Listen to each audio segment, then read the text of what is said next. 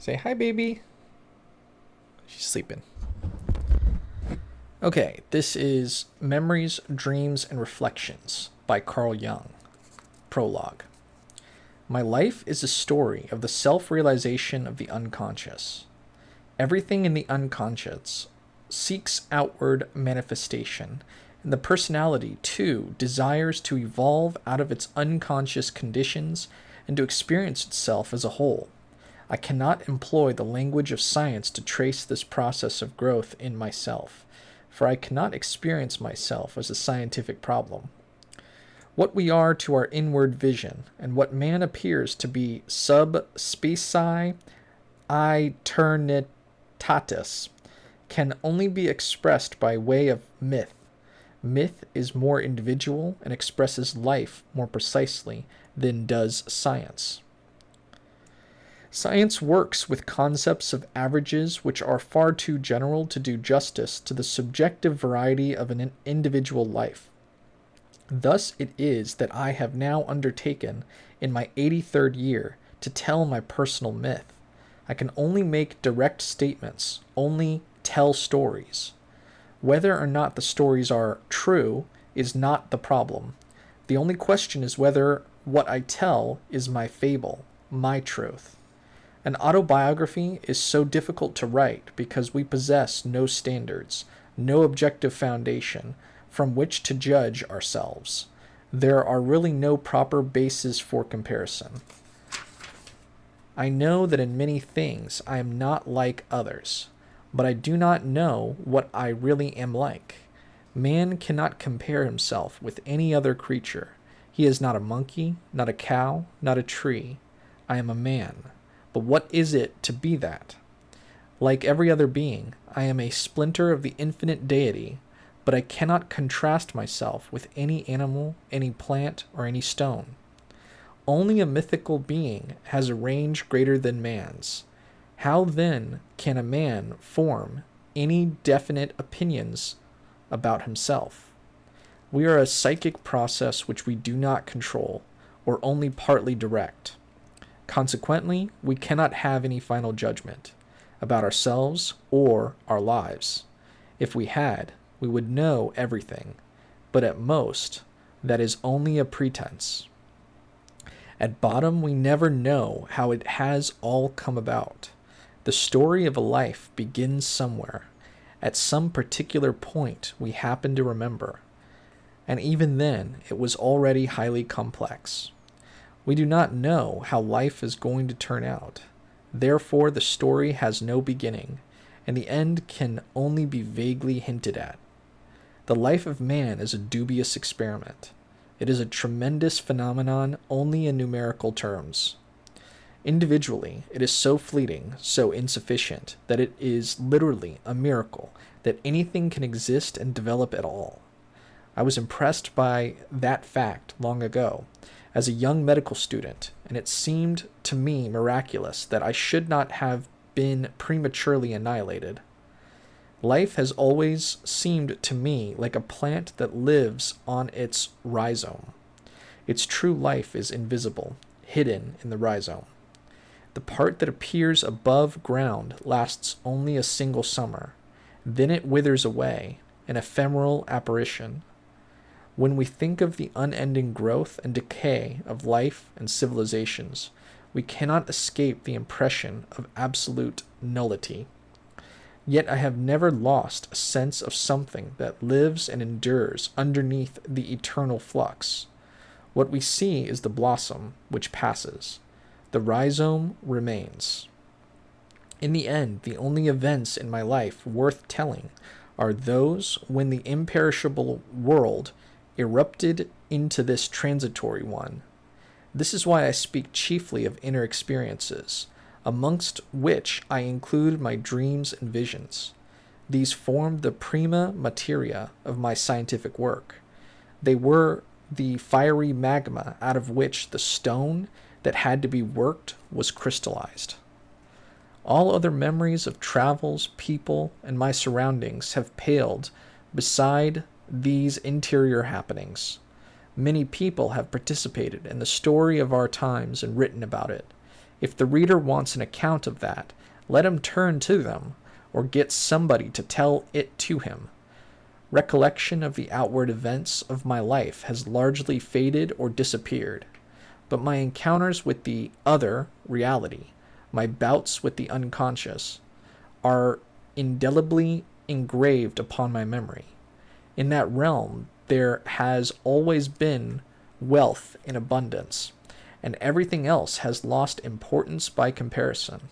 Similarly, other people are established inalienably in my memories only if their names were entered in the scrolls of my destiny from the beginning, so that encountering them was at the same time a kind of recollection. Inner experiences also set their seal on the outward events that came my way and assumed importance for me in youth or later on.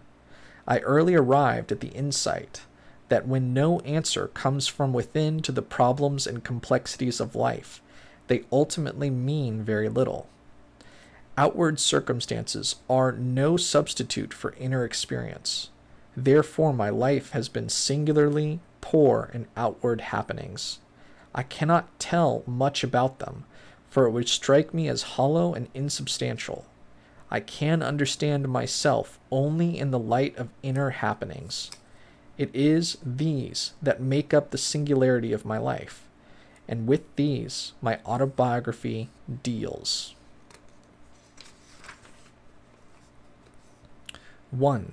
First years. When I was 6 months old, my parents moved from Keswill on Lake Constance to Laufen, the castle and vicarage above the falls of the Rhine. This was in 1875. My memories began with my second or third year. I recall the vicarage, the garden, the laundry house, the church, the castle, the falls, the small castle of Worth, and the sexton's farm. These are nothing but islands of memory afloat in a sea of vagueness, each by itself, apparently with no connection between them. One memory comes up which is perhaps the earliest of my life, and is indeed only a rather hazy impression. I am lying in a pram in the shadow of a tree. It is a fine, warm summer day, the sky blue, the golden sunlight darting through green leaves. The hood of the pram has been left up. I have just awakened to the glorious beauty of the day, and have a sense of indescribable well-being. I see the sun glittering through the leaves and blossoms of the bushes. Everything is wholly wonderful, colorful, and splendid. Another memory. I am sitting in our dining room on the west side of the house, perched in a high chair, and spooning up warm milk with bits of broken bread in it. The milk has a pleasant taste and a characteristic smell. This was the first time I became aware of the smell of milk. It was the moment when, so to speak, I became conscious of smelling. This memory, too, goes very far back. Still another, a lovely summer evening. An aunt said to me, "Now I'm going to show you something." She took me out in front of the house, on the road to Dachshund, Dachshund.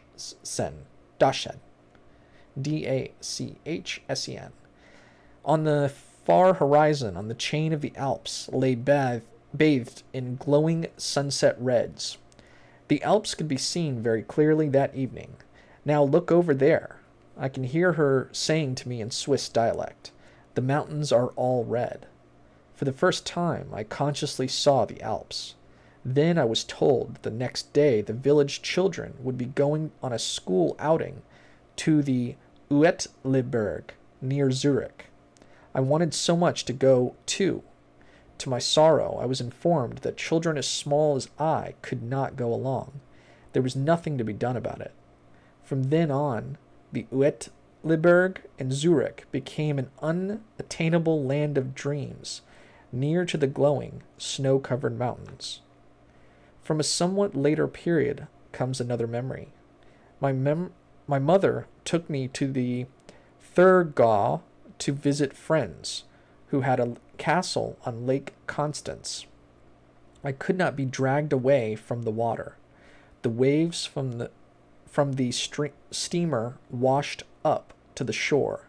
The sun glistened on the water, and the sand under the water had been curled into little ridges by the waves. The lake stretched away and away into the distance. This expanse of water was an inconceivable pleasure to me, an incomparable splendor. At that time the idea became fixed in my mind that I must live near a lake. Without water, I thought, nobody could live at all. Still another memory comes up. Strangers, bustle, excitement. The maid comes running and exclaims, "The fishermen have found a corpse. Come down the falls. They want to put it in the wash-house." My father says, "Yes, yes. I want to see the dead body at once." My mother holds me back and sternly forbids me to go into the garden.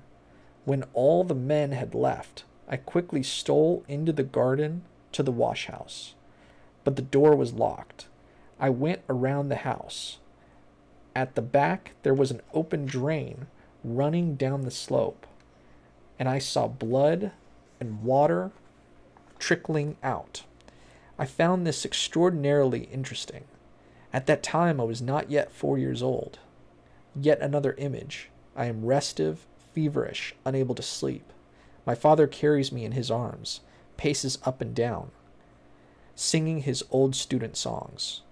I particularly remember one I was especially fond of, and which always used to soothe me.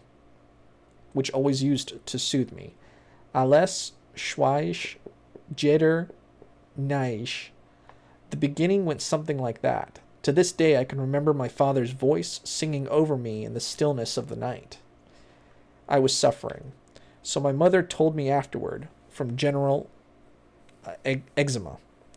Dim intimations of trouble in my parents' marriage hovered around me. My illness in 1878 must have been connected with a temporary separation of my parents. My mother spent several months in a hospital in Basel, and presumably her illness had something to do with the difficulty in the marriage. An aunt of mine, who was a spinster and some 20 years older than my mother, took care of me. I was deeply troubled by my mother's being away. From then on, I have always felt mistrustful when the word love was spoken. The feeling I associated with woman was for a long time that of innate unreliability.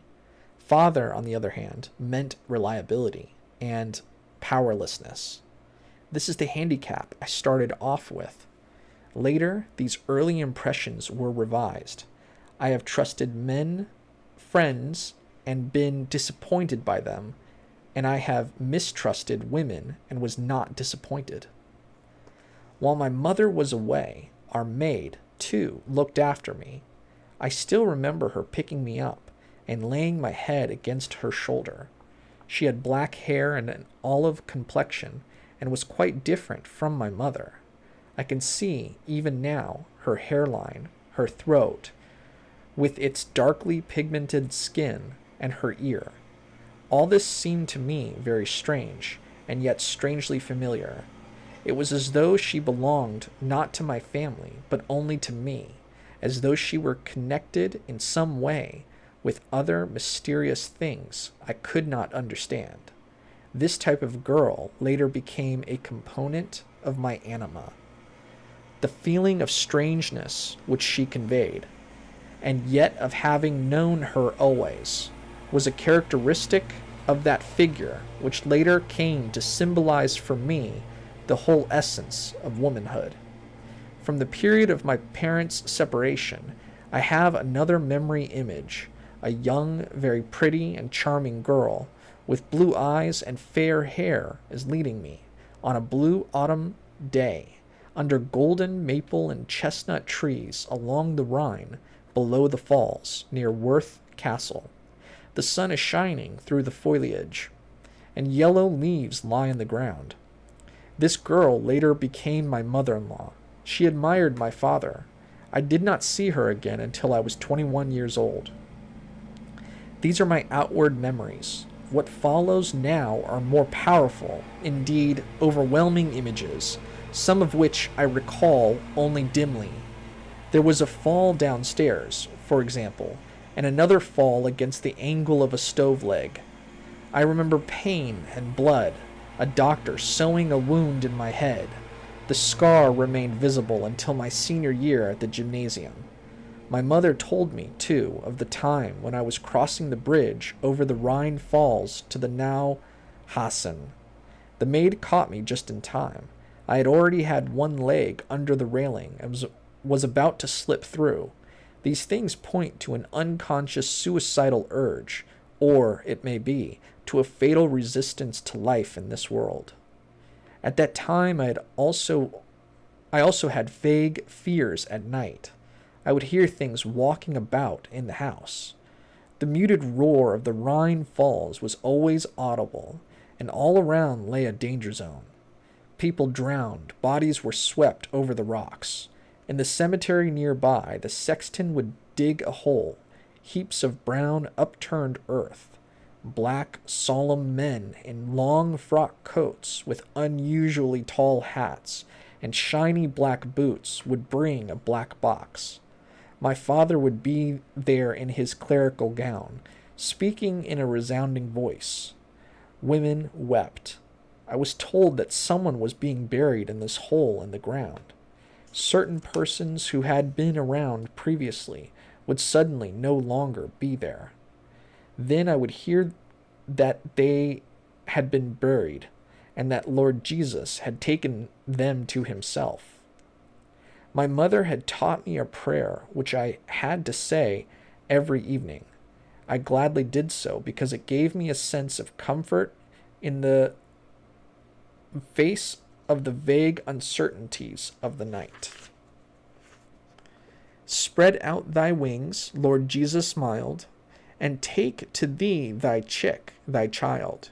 If Satan would devour it, no harm shall overpower it, so let the angels sing.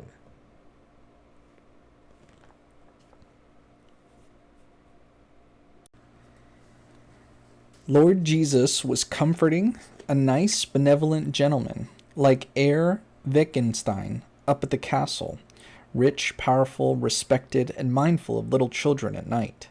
Why he should be winged like a bird was a conundrum that did not worry me any further. Far more significant and thought-provoking was the fact that little children were compared to chicks, which Lord Jesus evidently took, reluctantly, like bitter medicine. This was difficult to understand, but I understood at once that Satan liked chicks and had to be prevented from eating them. So although Lord Jesus did not like the taste, he ate them anyway, so that Satan would not come and get them. As far as that went, my argument was comforting. But now I was hearing that Lord Jesus took other people to himself as well, and that this taking was the same as putting them in a hole in the ground. This sinister analogy had unfortunate consequences. I began to distrust Lord Jesus. He lost the aspect of a big, comforting, benevolent bird and became associated with the gloomy black men in frock coats, top hats, and shiny black boots who busied themselves with the black box. These ruminations of mine led to my first conscious trauma. One hot summer day I was sitting alone, as usual, on the road in front of the house, playing in the sand. The road led past the house up a hill, then disappeared in the wood on the hilltop. So from the house you could see a stretch of the road. Looking up, I saw a figure in a strangely broad hat and a long black garment, coming down from the wood. It looked like a man wearing women's clothes. Slowly the figure drew nearer, and I could now see that it really was a man wearing a kind of black robe that reached to his feet. At the sight of him I was overcome with fear, which rapidly grew into deadly terror as the frightful recognition shot through my mind. That is a Jesuit. Shortly before, I had overheard a conversation between my father and a visiting colleague concerning the nefarious activities of the Jesuits. From the half-irritated, half-fearful tone of my father's remarks, I gathered that Jesuits meant something specifically dangerous, even for my father. Actually, I had no idea what Jesuits were, but I was familiar with the word Jesus from my little prayer.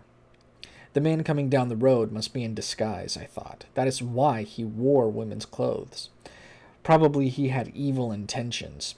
Terrified, I ran helter-skelter into the house, rushed up the stairs, and hid under a beam in the darkest corner of the attic. I don't know how long I remained there, but it must have been a fairly long time, because when I ventured down again to the first floor and cautiously stuck my head out of the window, far and wide there was not a trace of the black figure to be seen. For days afterward, the hellish fright clung to my limbs and kept me in the house. And even when I began to play in the road again, the wooded hilltop was still the object of my uneasy vigilance. Later I realized, of course, that the black figure was a harmless Catholic priest. At about the same time, I could not say with absolute certainty whether it preceded this experience or not. I had the earliest dream I can remember, a dream which was to preoccupy me all of my life. I was between 3 and 4 years old. The vicarage, I don't know that word. The vicarage stood quite alone near Laufin Castle, and there was a big meadow stretching back from the sexton's farm. In the dream I was in this meadow. Suddenly I discovered a dark, rectangular, stone-lined hole in the ground. I had never seen it before. I ran forward curiously and peered down into it. Then I saw a stone stairway leading down. Hesitantly and fearfully, I descended. At the bottom was a doorway with a round arch, closed off by a green curtain. It was a big, heavy curtain of worked stuff like brocade, and it looked very sumptuous. Curious to see what might be hidden behind, I pushed it aside. I saw it before me in the dim light, a rectangular chamber about 30 feet long. The ceiling was arched and of hewn stone. The floor was laid with flagstones, and in the center a red carpet ran from the entrance to a low platform. On this platform stood a wonderfully rich golden throne. I am not certain, but perhaps a red cushion lay on the seat. It was a magnificent throne, a real king's throne in a fairy tale. Something was standing on it, which I thought at first was a tree trunk, 12 to 15 feet high and about 1.5 to 2 feet thick.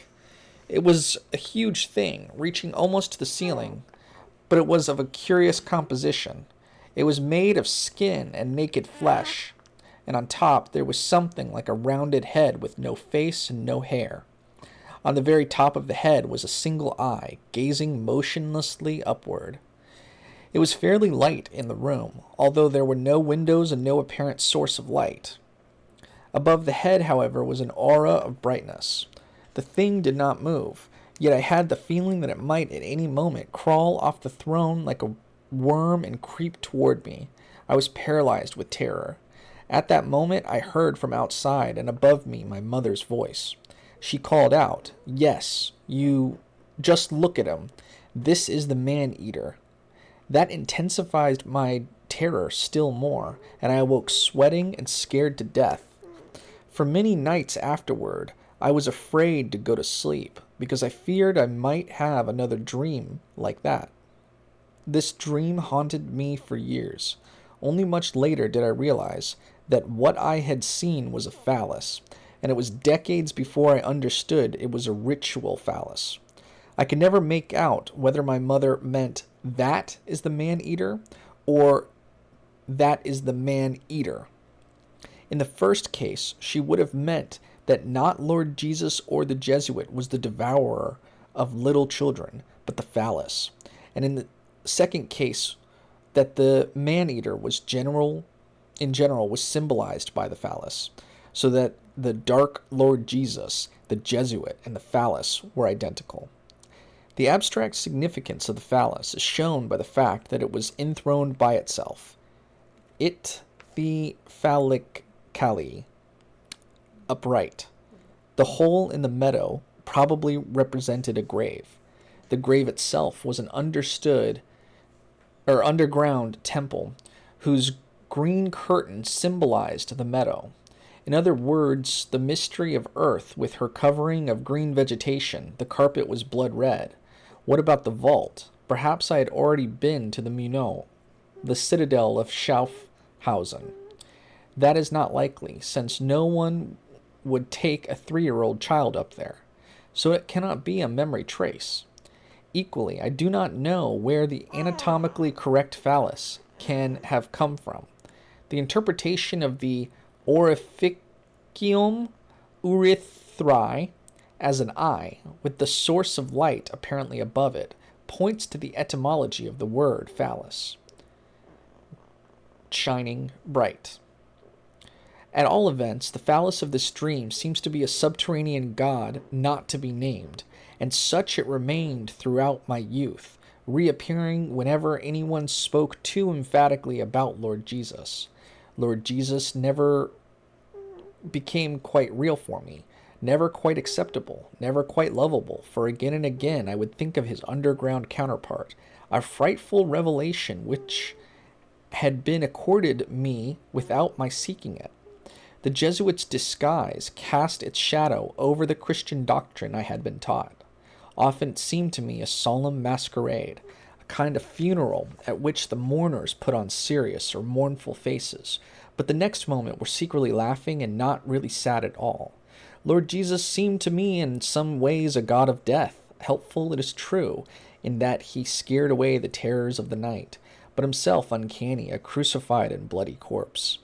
Secretly his love and kindness, which I had always heard praised, appeared doubtful to me, chiefly because the people who talked most about dear Lord Jesus wore black frock coats and shiny black boots, which reminded me of burials. They were my father's colleagues as well as 8 of my uncles, all parsons. For many years they inspired fear in me, not to speak of occasional Catholic priests who reminded me of the terrifying Jesuit who had irritated and even alarmed my father. In later years and until my confirmation, I made every effort to force myself to take the required positive attitude to Christ, but I could never succeed in overcoming my secret distrust. The fear of the black man, which is felt by every child, was not the essential thing in that experience. It was rather the recognition that stabbed through my childish brain. That is a Jesuit. So the important thing in the dream was its remarkable symbolic setting and the astounding interpretation. That is the man-eater. Not the child's ogre of a man-eater, but the fact that this was the man-eater, and that it was sitting on a golden throne beneath the earth. For my childish imagination, it was first of all the king who sat on a golden throne. Then, on a much more beautiful and much higher and much more golden throne, far, far away in the blue sky, sat God and Lord Jesus, with golden crowns and white robes. Yet from this same Lord Jesus came the Jesuit, in black women's garb, with a broad black hat. Down from the wooded hill, I had to glance up there every so often to see whether another danger might not be approaching. In the dream I went down into the hole in the earth and found something very different on a golden throne, something non-human and otherworldly, which gazed fixedly upward and fed on human flesh. It was only 50 years later that a passage in a study of religious ritual burned into my eyes, concerning the motif of cannibalism that underlies the symbolism of the Mass.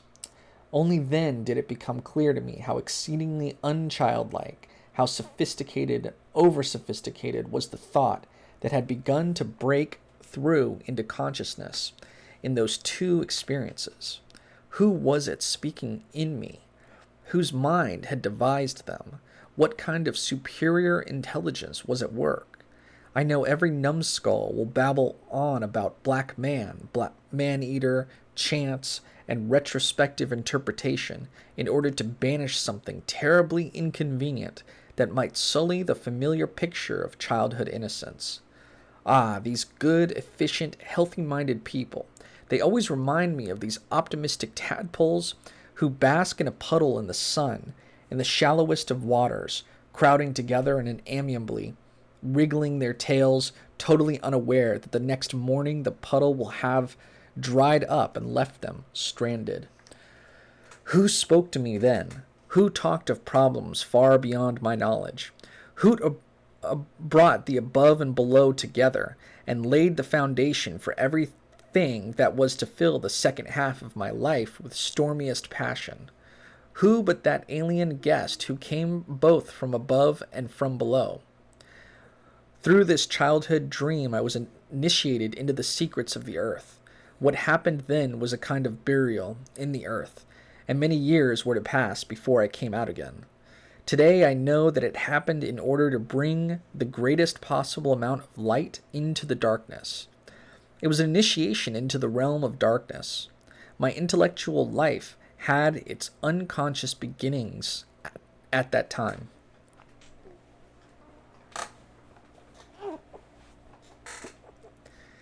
I no longer remember our move to Kleinhuningen near Basel in 1879, but I do have a memory of something that happened several years later. One evening my father took me out of bed and carried me in his arms to our porch, which faced west. He showed me the evening sky, shimmering in the most glorious green. That was after the eruption of Krakatoa in 1883. Another time my father took me outside and showed me a large comet on the eastern horizon. And once there was a great flood. The river Weiss, which flowed through the village, had broken its dam, and in its upper reaches a bridge had collapsed. 14 people were drowned and were carried down by the yellow flood water to the Rhine. When the water retreated, some of the corpses got stuck in the sand. When I was told about it, there was no holding me. I actually found the body of a middle-aged man in a black frock coat. Apparently, he had just come from church. He lay half covered by sand, his arm over his eyes. Similarly, I was fascinated to watch a pig being slaughtered. To the horror of my mother, I watched the whole procedure. She thought it terrible, but the slaughtering and the dead man were simply matters of interest to me. My earliest memories of art go back to those years at Kleinhuningen. The house where my parents lived was the 18th century parsonage, and in it there was a dark room. Here all the furniture was gold, and old paintings hung on the walls. I particularly remember an Italian painting of David and Goliath. It was a mirror copy from the workshop of Guido Reni. The original hangs in the Louvre. How it came into our family I do not know. There was another old painting in that room which now hangs in my son's house, a landscape of Basel, dating from the early 19th century. Often I would steal into that dark, sequestered room and sit for hours in front of the pictures, gazing at all this beauty. It was the only beautiful thing I knew. About this time I must still have been a very little fellow, no more than 6 years old. An aunt took me to Basel and showed me the stuffed animals in the museum. We stayed a long time because I wanted to look at everything very carefully. At 4 o'clock the bell rang, a sign that the museum was about to close. My aunt nagged at me, and I could not tear myself away from the showcases. In the meantime the room had been locked, and we had to go another way to the staircase, through the gallery of antiquities. Suddenly I was standing before these marvelous figures. Utterly overwhelmed, I opened my eyes wide, for I had never seen anything so beautiful. I could not look at them long enough. My aunt pulled me by the hand to the exit. I was always trailing a step behind her, crying out, "Disgusting boy, shut your eyes! Disgusting boy, shut your eyes!" Only then did I notice that the figures were naked and wore fig leaves. I hadn't noticed it at all before. Such was my first encounter with the fine arts. My aunt was simmering with indignation, as though she had been dragged through a pornographic institute. When I was 6 years old, my parents took me on an excursion to Arlesheim. On this occasion, my mother wore a dress I have never forgotten, and it is the only dress of hers that I can recall. It was of some black stuff printed all over with little green crescents. My earliest recollection of my mother is of a slender young woman wearing this dress. In all my other memories, she is older and corpulent. We came to a church, and my mother said, "That is a Catholic church." My curiosity, mingled with fear, prompted me to slip away from my mother and peer through the open door into the interior. I just had time to glimpse the big candles on a richly adorned altar. It was around Easter, when I suddenly stumbled on a step and struck my chin on a piece of iron. I remember that I had a gash that was bleeding badly when my parents picked me up. My state of mind was curious. On the one hand, I was ashamed because my screams were attracting the attention of the churchgoers, and on the other hand, I felt that I had done something forbidden. Jesuits' green curtain, secret of the man-eater, so that it is the Catholic Church which has to do with Jesuits. It is their fault that I stumbled and screamed. For years afterward, I was unable to set foot inside a Catholic church without a secret fear of blood and falling and Jesuits. That was the aura or atmosphere that hung about it, but at the same time, it always fascinated me. The proximity of a Catholic priest made me even more uneasy, if that were possible. Not until I was in my 30s was I able to confront Mater Ecclesia without this sense of oppression. The first time was in St. Stephen's Cathedral in Vienna. Soon after I was 6, my father began giving me Latin lessons, and I also went to school. I did not mind school. It was easy for me, since I was always ahead of the others, and had learned to read before I went there. However, I remember a time when I could not yet read, but pestered my mother to read aloud to me out of the Orbis Pictus, an old, richly illustrated children's book, which contained an account of exotic religions, especially that of the Hindus. There were illustrations of Brahma, Vishnu, and Shiva, which I found an inexhaustible source of interest. My mother later told me that I would always return to these pictures. Whenever I did so, I had an obscure feeling of their affinity with my original revelation, which I never spoke of to anyone. It was a secret I must never betray. Indirectly, my mother confirmed this feeling, for the faint tone of contempt with which she spoke of heathens did not escape me. I knew that she would reject my revelation with horror, and I did not want to expose myself to any such injury. This unchildlike behavior was connected, on the other hand, with an intense sensitivity and vulnerability. On the other hand, and this especially, with the loneliness of my early youth. My sister was born 9 years after me. I played alone and in my own way. Unfortunately, I cannot remember what I played. I recall only that I did not want to be disturbed. I was deeply absorbed in my games and could not endure being watched or judged while I played them. My first concrete memory of games dates from my 7th or 8th year. I was passionately fond of playing with bricks and built towers, which I then rapturously destroyed by an earthquake. Between my 8th and 11th years, I drew endlessly. Battle pictures, sieges, bombardments, naval engagements. Then I filled a whole exercise book with ink blots and amused myself giving them fantastic interpretations. One of my reasons for liking school was that there I found at least the playmates I had lacked for so long. At school, I also discovered something else.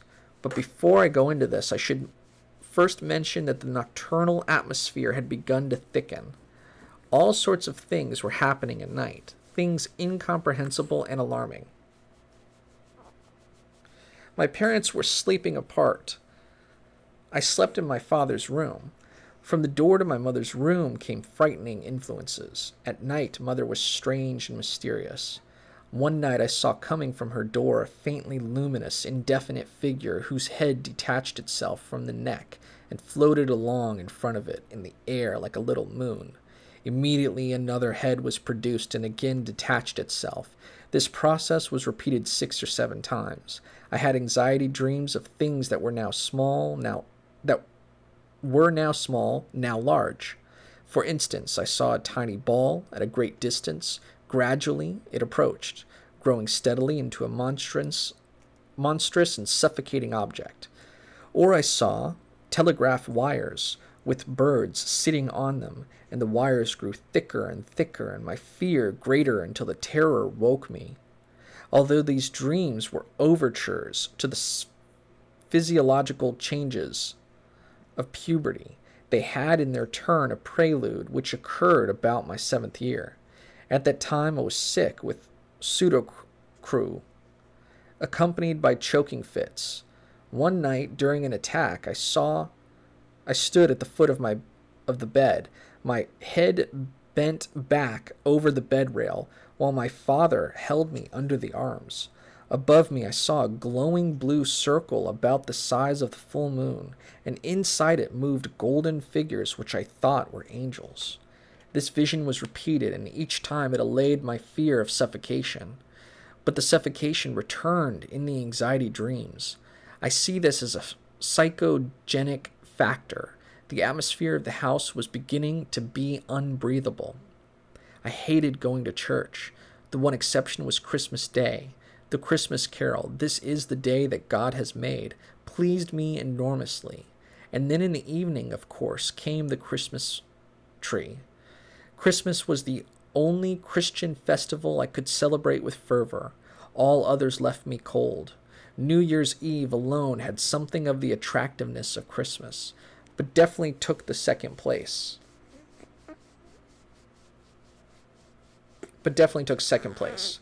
Advent had a quality about it that somehow did not fit in with the coming Christmas. It had to do with night, storms, and wind, and also with the darkness of the house. There was something whispering, something queer going on. I return now to the discovery I made in the course of associating with my rustic schoolmates. I found that they alienated me from myself. When I was with them, I became different from the way I was home. I joined in their pranks or invented ones which at home would never have occurred to me, so it seemed, although, as I knew only too well, I could hatch up all sorts of things when I was alone. It seemed to me that the change in myself was due to the influence of my schoolfellows, who somehow misled me or compelled me to be different from what I thought I was. The influence of this wider world, this world which contained others besides my parents, seemed to me dubious if not altogether suspect, and in some obscure way hostile.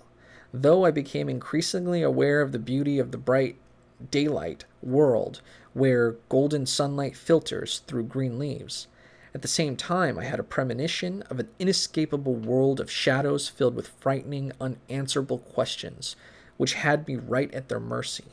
My nightly prayer did, of course, grant me a ritual protection, since it concluded the day properly and just as properly ushered in night and sleep. But the new peril lurked by day. It was as if I sensed a splitting of myself and feared it. My inner security was threatened. I also recall from this period, 7 to 9, that I was fond of playing with fire. In our garden there was an old wall built of large blocks of stone, the interstices of which made interesting caves. I used to tend a little fire in one of these caves, with other children helping me, a fire that had to burn forever, and therefore had to be constantly maintained by our united efforts, which consisted in gathering the necessary wood. No one but myself was allowed to tend this fire. Others could light other fires in other caves, but these fires were profane and did not concern me. My fire alone was living and had an unmistakable aura of sanctity. In front of this wall was a slope in which was embedded a stone that jutted out, my stone. Often when I was alone, I sat down on this stone, and then began an imaginary game that went something like this. I am sitting on top of this stone, and it is underneath. But the stone also could say I and think. I am lying here on this slope, and he is sitting on top of me. The question that arose, am I the one who is sitting on the stone, or am I the stone on which he is sitting? This question has always perplexed me, and I would stand up, wondering who was what now. The answer remained totally unclear, and my uncertainty was accompanied by a feeling of curious and fascinating darkness. But there was no doubt whatsoever that this stone stood in some secret relationship to me. I could sit on it for hours, fascinated by the puzzle it set me. 30 years later, I again stood on that slope. I was a married man, had children, a house, a place in the world, and a head full of ideas and plans. And suddenly I was again the child who had kindled a fire full of secret significance and sat down on a stone without knowing whether it was I or I was it. I thought suddenly of my life in Zurich, and it seemed alien to me, like news from some remote world and time. This was frightening, for the world of my childhood in which I had just become absorbed was eternal, and I had been wrenched away from it and had fallen into a time that continued to roll onward, moving farther and farther away. The pull of that other world was so strong that I had to tear myself violently from the spot in order not to lose hold of my future. I have never forgotten that moment, for it illuminated in a flash of lightning the quality of eternity in my childhood. What this meant was revealed soon afterward in my 10th year. My disunion with myself and uncertainty in the world at large led me to an action which at the time was quite incomprehensible to me. I had in those days a yellow, varnished pencil case of the kind commonly used by primary school pupils, with a little lock and the customary ruler. At the end of this ruler I now carved a little mannequin, about 2 inches long, with frock coat, top hat, and shiny black boots. I colored him black with ink, sawed him off the ruler, and put him in the pencil case, where I made him a little bed. I even made a coat for him out of a bit of wool. In the case I also placed a smooth, oblong, blackish stone from the Rhine, which I had painted with watercolors, to look as though it were divided into an upper and lower half, and had long carried around in my trouser pocket. This was his stone. All this was a great secret. Secretly, I took the case to the forbidden attic at the top of the house, forbidden because the floorboards were worm-eaten and rotten, and hid it with great satisfaction on one of the beams under the roof, for no one must ever see it. I knew that not a soul would ever find it there.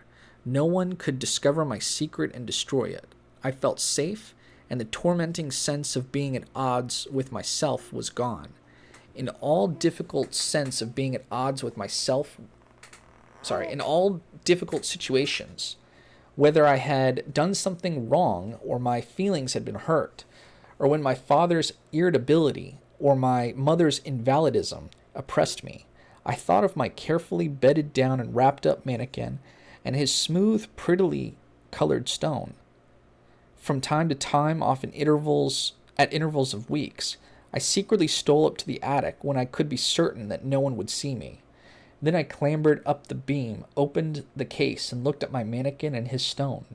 Each time I did, I placed in the case a little scroll of paper on which I had previously written something during school hours in a secret language of my own invention.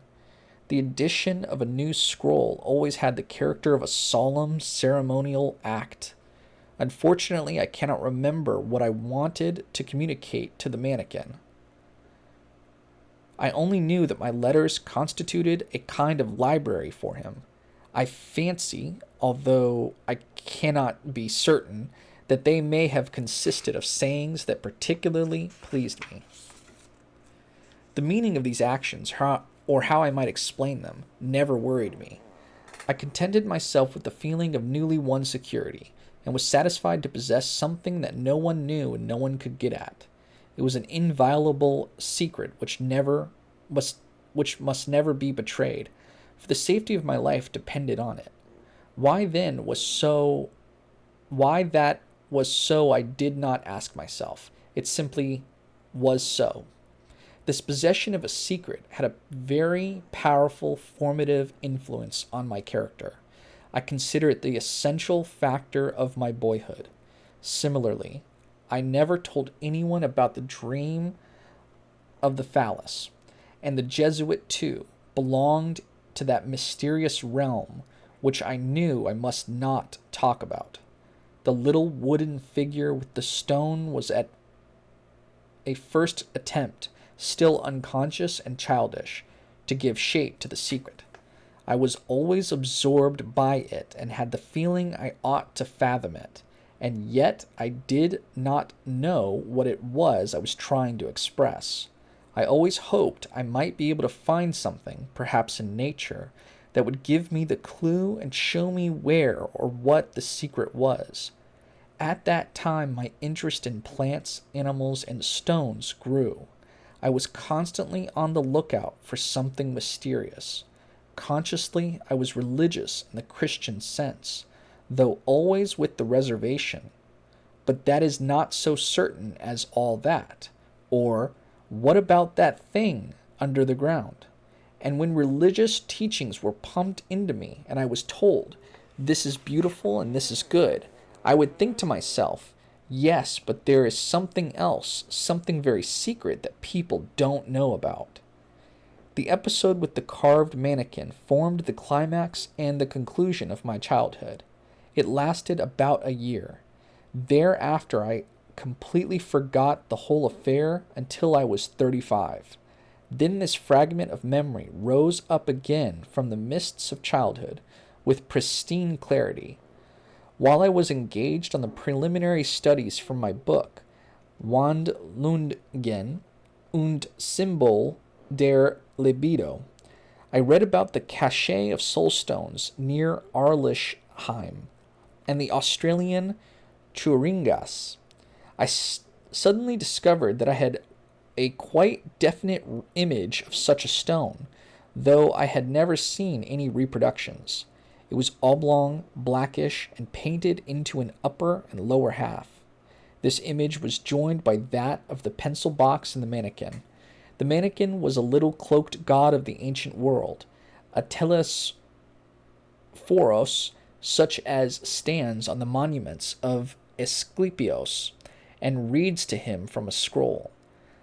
Along with this recollection, there came to me, for the first time, the conviction that there are archaic psychic components which have entered the individual psyche without any direct line of tradition. My father's library, which I had examined only very much later, contained not a single book which might have transmitted any such information. Moreover, my father demonstrably knew nothing about these things. When I was in England in 1920, I carved out of wood 2 similar figures without having the slightest recollection of that childhood experience. One of them I had reproduced on a larger scale in stone, and this figure now stands in my garden in Kushnacht.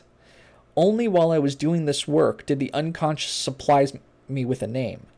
It called the figure Atma Victu, the breath of life.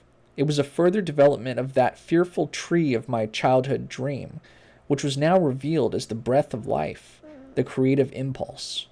Ultimately, the mannequin was a Kabir, wrapped in his little cloak, hidden in the kista, and provided with a supply of life force, the oblong black stone. But these are connections which became clear to me only much later in life. When I was a child, I performed the ritual just as I have seen it done by the natives of Africa.